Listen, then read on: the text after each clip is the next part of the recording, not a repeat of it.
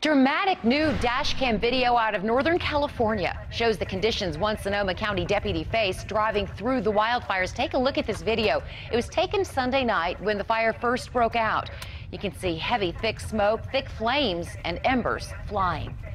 Authorities there ordered more evacuations this morning as a deadly wildfire tearing through the wine country continues to grow.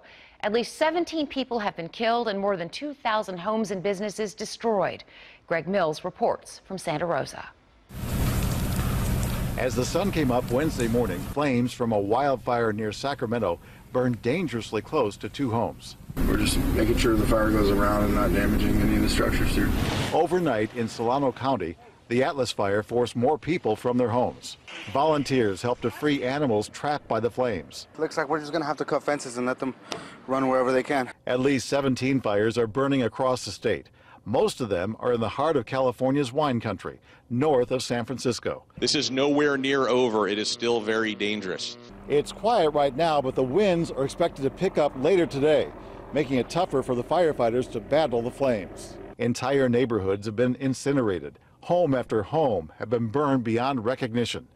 Among those killed, a 100-year-old man and his 98-year-old wife. It hit so fast, they just didn't have a chance. Mike Rippey's parents, Charles and Sarah, were married for 75 years.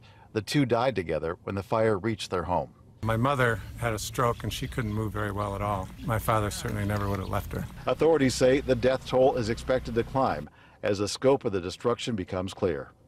Greg Mills, CBS News, Santa Rosa, California.